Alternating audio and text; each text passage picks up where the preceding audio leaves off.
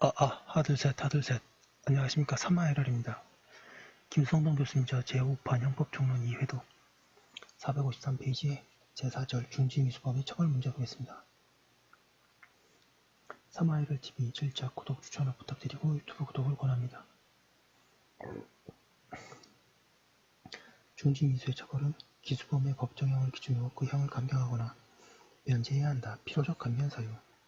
이 종류 중지미수이건 종료 중지미수이건 아무런 차이가 없다. 형을 감경할 것인가 면제할 것인가는 법관이 재량으로 결정한다. 행위자가 범행을 중지하였지만 이미 다른 죄명에 해당하는 결과가 발생한 경우에 관하여는 미수에 내포된 기술하는 제목으로 수란다. 제5절 중지미수범의 특수문제. 로마자 1번에 이른바 실패한 미수와 좌절 미수. 1번에 실패한 미수의 의의와 개념 수정. 양가로 1번에 실패한 미수의 의의.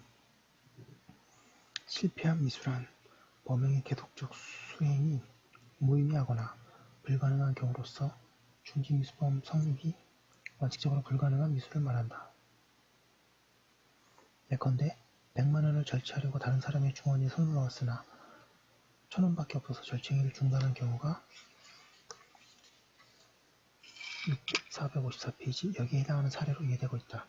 실패한 미수의 사례 유형을 첫째, 구성요건이 행위자의 생각에 따라 실현될 가능성이 없을 때. 둘째, 목표로 한 행위 객체가 존재하지 않을 때. 셋째, 행위 객체의 질이나 상태가 행위자의 계획에 현저히 미치지 못할 경우로 범주화되기도 한다.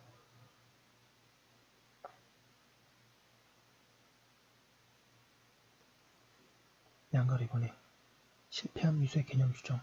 통상 장애미수라고 불러온 사례 유형은 행위 당시 행위자가 결과 발생의 실패를 모르고 있는 이른바 객관적인 의미의 실패한 미수를 말한다. 이러한 경우에는 행위자가 자신의 범행이 실패로 돌아갈 것을 모르고 있기 때문에 중단도 없는 경우가 보통이다. 따라서 행위자가 중단 시 실패할 것을 미리 알고 있는 경우는 주관적 의미의 실패한 미수라고 할 수 있다. 주관적 의미의 실패한 미수를 처음부터 중단조차 없는 객관적 의미의 실패한 미수, 장애미수와 구별하기 위해서는 실패라는 용어로 사용하지 않는 것이 바람직하다. 우리말의 실패라는 용어에는 중단 시 행위자가 자신의 행위가 결과 발생에 이르지 못할 것을 미리 알고 있다는 내심의 상태가 반영되어 있지 않기 때문이다. 따라서 결과 발생이 불가능하거나 무의미함을 알고서 행위를 그만두는 내심의 상태를 반영할 수 있는 적절한 용어로서 좌절이라는 용어를 사용하는 것이 바람직할 것이다.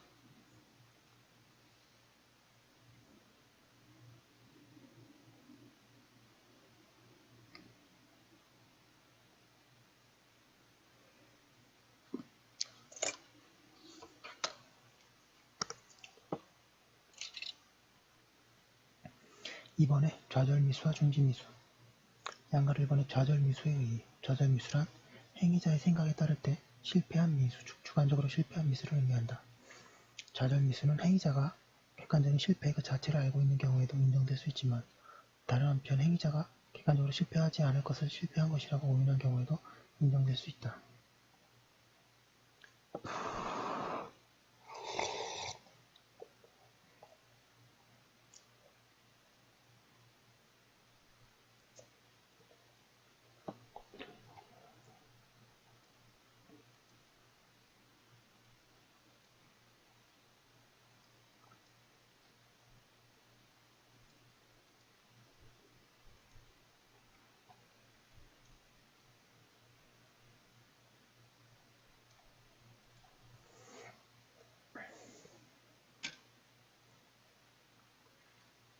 양가로 2번에 좌절미수와 중지인 의의. 좌절미수에 해당하는 사례에서 행위자는 원래의 범행 계획에 비추어 계속적인 범행 수행이 무의미한 것으로 생각한다. 이러한 무의미함을 깨달은 행위자가 결과 발생을 향하여 계속적인 행위 수행을 포기한 경우를 중지미수라고 할 수는 없다. 중지미수의 중지란 그 개념 본질상 계획된 대로라면 구성요건의 실현이 가능한 상황을 전제로 455페이지 하는 개념으로 보아야 하기 때문이다. 따라서 좌절미수의 경우에는 중지범의 성립이 애당초 불가능하다. 양가 3번에 좌절미수의 형법적 취급. 우리 형법상 인정하고 있지 않은 제4형태의 미수범을 인정할 실정법적 근거는 없으므로 결국 좌절미수의 사례도 세 가지 미수범 형태 중 어느 하나에 포섭될 수밖에 없다. 그런데 좌절미수는 행위자가 주관적으로 실행행위를 계속할 것이 무의미하다고 생각하는 경우이므로 객관적으로 결과 발생이 이룰 수 없는 경우에도 결과 발생이 가능하다고 생각한 불능미수범 사례와 반대되는 사례이다. 따라서 현행형법학에서는 불능미수범의 요건도 구비되어 있지 않고 중지미수범도 원칙적으로 될 수 없는 좌절미수 사례를 장애미수범으로 처리하는 것이 타당하다.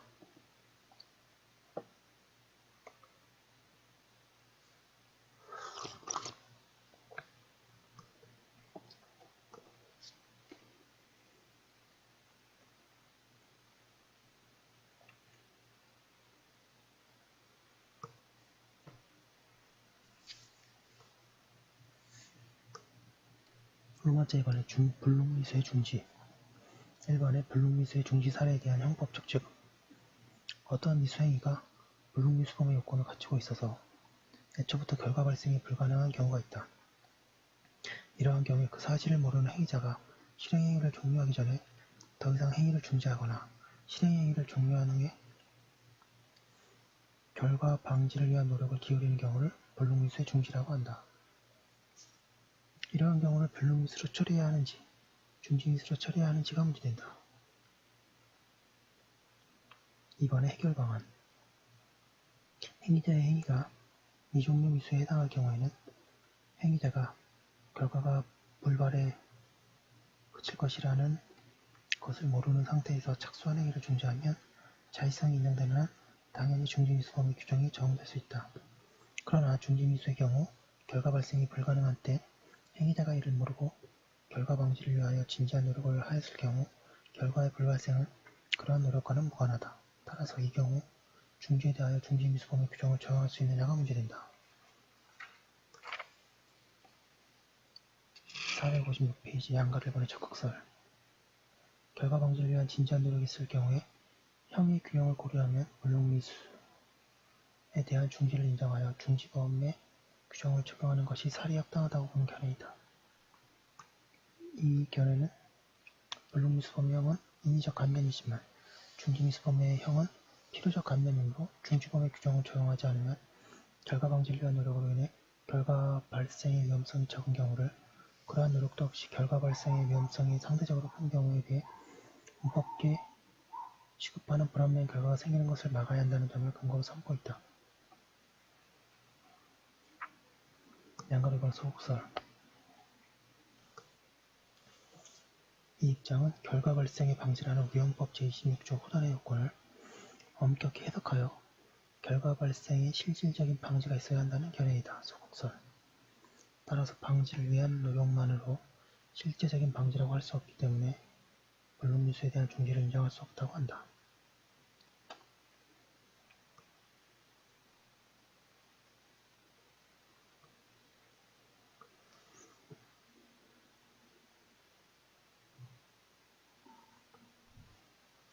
양가 3번의 결론 독일형법 제24조 1항은 행위자가 자신의 미수행위가 애초부터 실패로 돌아갈 것이라는 점을 전혀 모르고 있는 한 그러한 경우에도 결과 발생의 저지를 위한 자의적이고 진지한 노력이 있으면 중지미수를 인정하고 있다. 따라서 이러한 규정이 없는 우리나라에서는 진지한 노력만 있고 적극적으로 결과 방지 자체를 하지 못한 경우에는 중지미수범의 규정이 적용될 수 없고 단지 불능미수범을 인정됨에 따라 불가하다고 해석하여야 한다. 이러한 해석 태도는 방지 행위와 결과 불발생 간의 인과관계가 인정되어야 한다는 해석론과 맥을 같이 한다.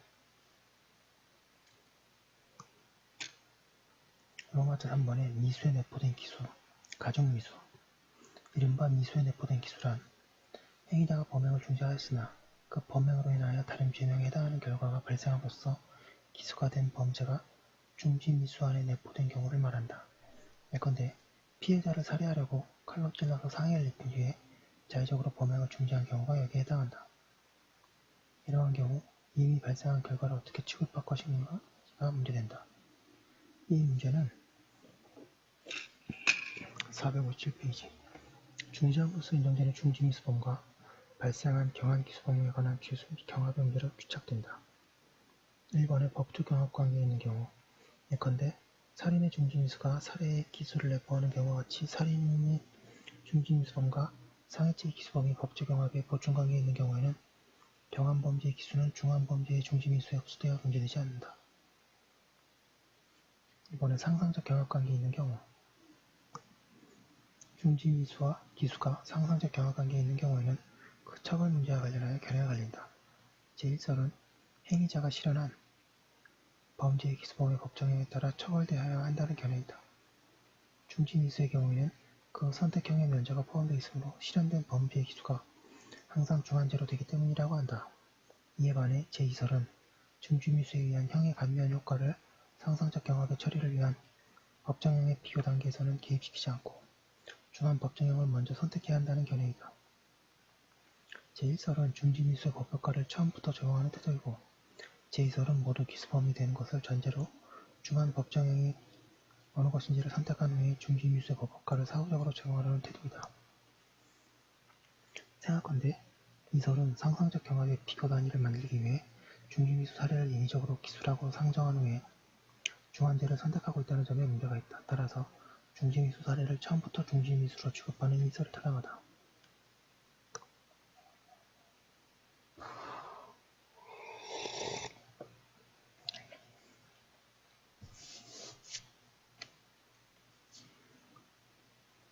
루마차 4번에 다수의 가담자가 있는 경우 중지미수범의 형의 감면의 효과는 범행을 스스로 중지한 자에게만 미칠 뿐 중지미수범의 요건을 충족시키지 않은 다른 가담자, 공동정범, 간접정범, 교사범, 방조범에게는 인정되지 않는다. 다른 가담자는 장애미수범의 책임을 지게 된다. 따라서 다수의 458페이지 가담자가 있는 경우 중지미수범의 성립 여부는 그 가담자 각각에 대해 별도로 검토해야 한다. 이에 관해서는 가담 형태론에서 설명하기로 한다. 다수의 가담자와 중지미수에 관한 입법례